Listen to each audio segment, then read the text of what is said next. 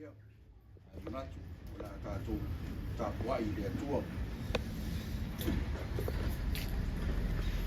Ia tu ia o tau i le li, wai le lei o ia, wai whakapau lava o ngā lofa.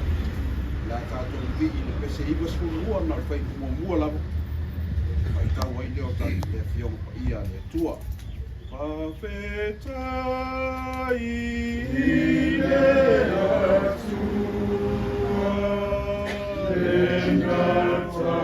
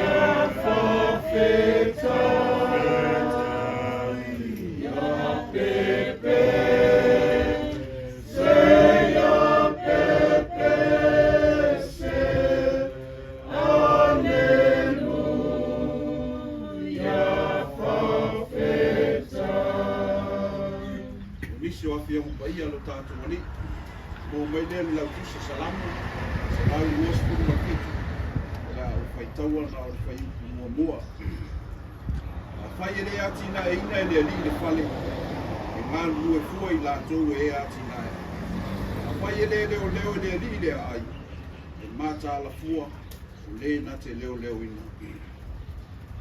O nai mawhawhaunga whareanga, tō matau ina ai le tātou mawhitau, me se poi o le nei whanua moe le aso. Le swafo le atua le tamā, le alo maleangano pa ia. Amene. O le manatu au tue au I aisi whamalosi mo tātou. O le atua le matai tufunga. O le atua le matai tufunga. A whātino se ngā ruenga, o se maota po se whale I lona whausi eina. Peo na iei fwoi le nei maota o le a Tatalaina. E tele tāpenanga, e whau wao whau pō. O lona afuanga fwoi e le whai ngofie, lona whāti peina. E le whai ngofie. Sa ili ni matua o whaiva, ale a ima sa Ale ngata I o le tusiata ma le insilia, le tāpe na ina lo lātou pito la au. Ia o ngatasi ma le finangalo le matua o whaiva, po le taitai kifunga ai lei āmatalia le ngā ruenga. Ai peitai, e ui nei tāpe nanga uma, o le ata mai ma le poto le tangata. Ua ia maua, le taitai leo na whātu salia, le finangalo le atua. O le mea moni lava, a leo ngatasi ma le finangalo le atua. E whaiva vale lava o tātou whaiva. Wa na o le atua lava e toa tasi le matai tukunga silisini. E manuia ai o tātou wha moe moenga uma. Wa o le mata I sauma le pongai o mea uma lava lo tātou wola.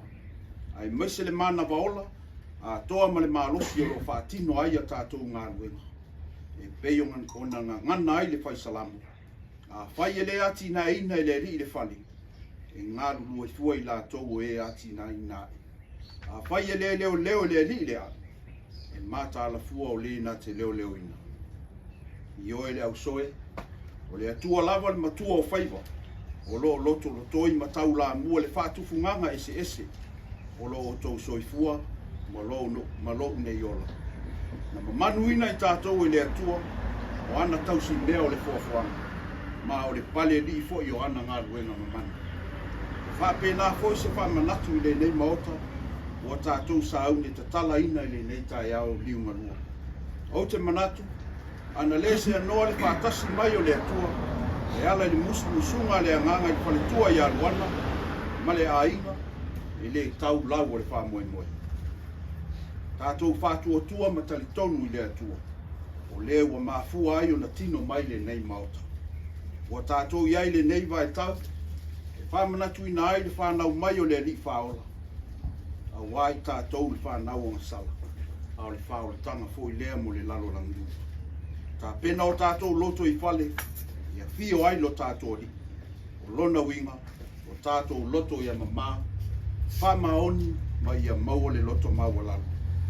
Le o le whale, a o le anu whana. Whanuia le atua le nei maota, ma ia ilo na while mu.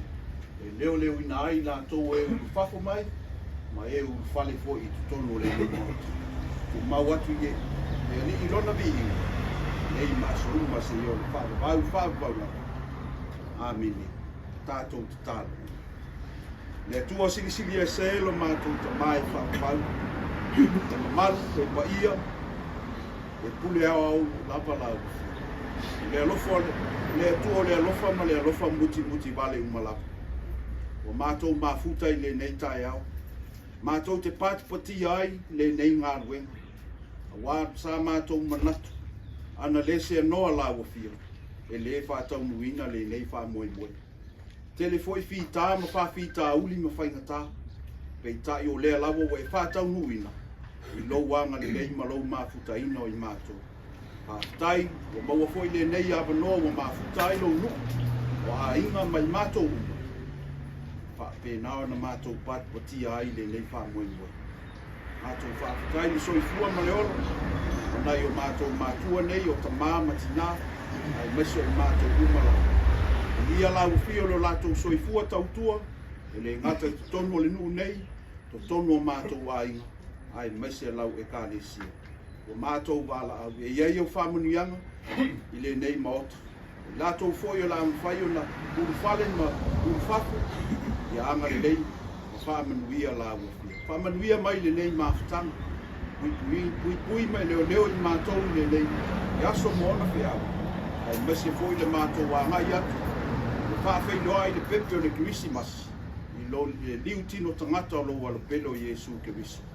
O mātou wala au niso fuafuanga o lo nuku mua nā nei. Tau tai mai la wafio e manui au.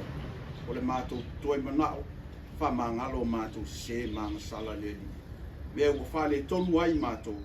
Ui mangalo le totolo walo pelo Iesu Kirisu. A le manuia ma le while mua la ua fio le atua le tamā. Le alofa silisili eso Iesu Kirisu lo mātou li ma le mātou whaola. Tu mau mai lea I lunga o mātou manei. Ma lunga lau whanau whātua tua le lalolangi atua. Nei maso uma se yo le whāpavau lava. Amen.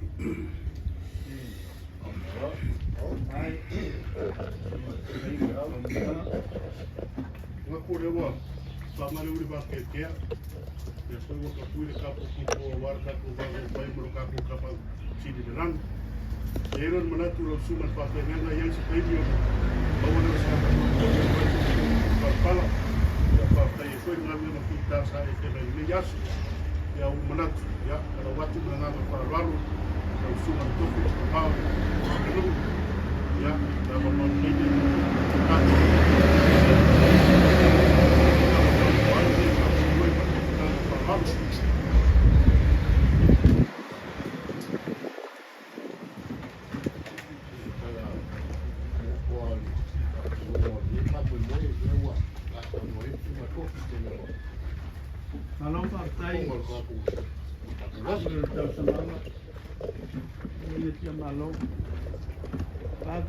sunga le whawhiringa ka langi a whamunga ka whia. Ia leo lea whio sori I matama pa. Mata mo tia ka waiku man sa whainga mātua. Ia ngā ka ilea o le Tatalaina ia la via o tātou whino e li tai o kō, tai o le tuhu. Ima malu na ala ia. Ino lewa o mai lea wanoa. Tau te ilo lea wanoa tā ua lea mātou te whapai atu ai le. Tau suma le whaatalainga. E tonu le nganga ma le whamoemoele o whio mai, le whio mai le whamuina, le tukusia o lo tuatungia wha le malo. Le la mātou leo e whainga whonga le whio mai le whamuina, e watu sila tala pupu mole e ele nei. Lewa tusi ao le whio mai le whamuina, I le ele nei, ia mo alo ma whanaua baita ngutu, ta waiku no via. O le ele nei por fasi, ele nei, o le o tusi au i ele fionga ele sa o le fionga le pongina le tupia e avea Nofoaga o whaasino i le fionga le Tatalaina ia vai te mutu na waitu lumia e isi o na alo matua peo na i etwha mai koe le so pele o le mātou tala o ai lava nisi o tau fou mai e le pitia ni nei wha moe ia o mātou whape atu i le uloa wa e te tonu le nganga o lo iai ali fili ma o whape nao na tau sa ili mai tūlanga o le whanua le nei ia o le tau whasi le fia e le malu lau whalau ria e meise le fionga le sunga whawhengainga o le ele nei ia o le pasi whanua le nei ia o whanua e whaasino le swafa le whaasino le whaumuna le tupia ia pauleo se mātou morimau mātou te morimau atua i le whamoimau le so e te tonu le nganga ia i se taimi tātou tamawai i e whapenau na vai lua tutusa e le tuaso tātou manuia manuia Krisimasi i lau sunga le whawhengainga taulangi al whaumuna manuia Krisimasi pa ia lau walau ria manuia Krisimasi lau Tatalaina le vea ia ai mesele a fiou soli mata mapa mal nei no whaftai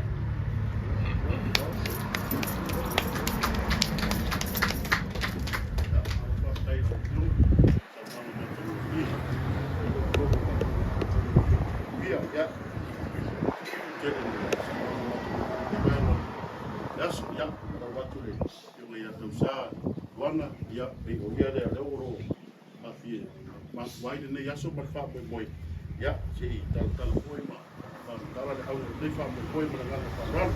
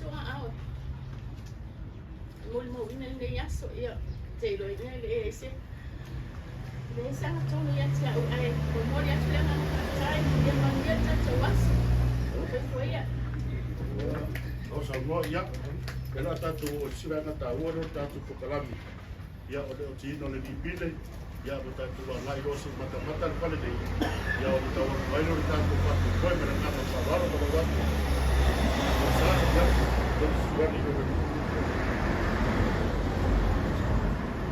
ia o fela ko ko le mu ia le wa faro ra ku ia le ko mai kai kule o ngale ngi la wele le wa sa mo ile fiong ku fia ya eke o ki na di pini kalai mi fa ko ko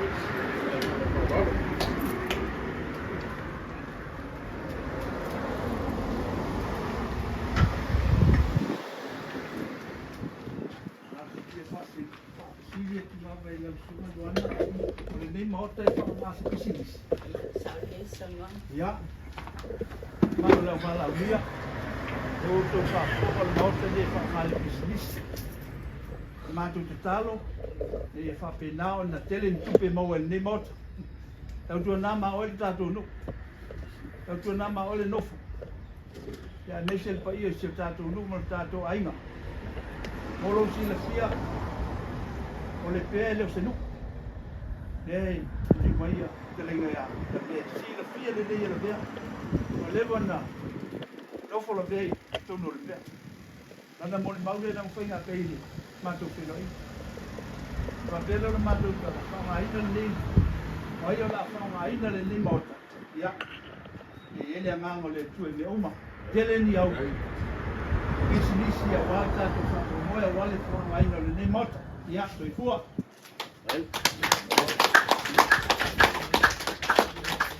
Ya, parawa tu ere. Suna pape ngainga mana malu le tatu maftana ya. Kala mai mas. Ya, si tatu bol mawina le nei pa moi. Ya mana nganga tu mul fararo.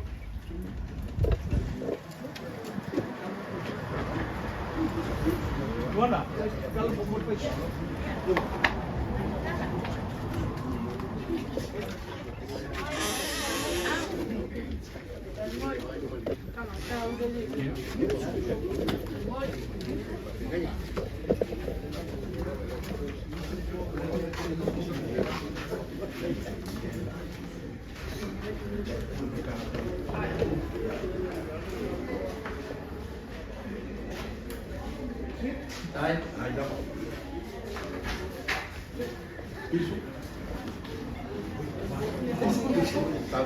Popular faktor pagili catering or cafe.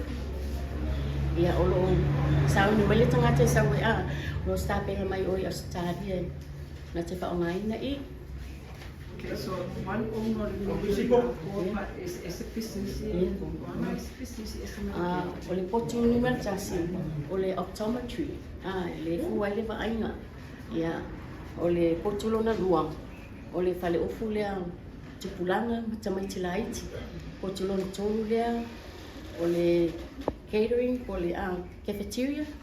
Ya ole potu numero 5 ole salon ole fale otu lu tene macam ya mal potu lo na 5 ya pe fa pito fai su inga yes pues mal su pola la kasi they're not already where you attend. yeah Are they but from overseas or no one local yeah I'm from overseas yeah Indonesia yeah otua tu lo tape mai mole I for him yeah but they're not Indonesians? yeah Uncle over there yeah some they mama yeah I just went for see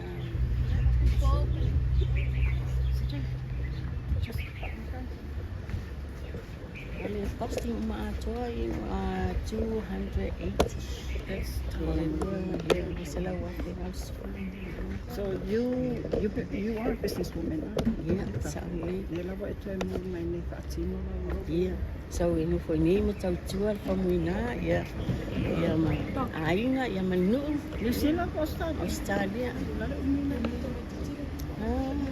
Baluong lo se masamo ya. Ya, tu foi mai.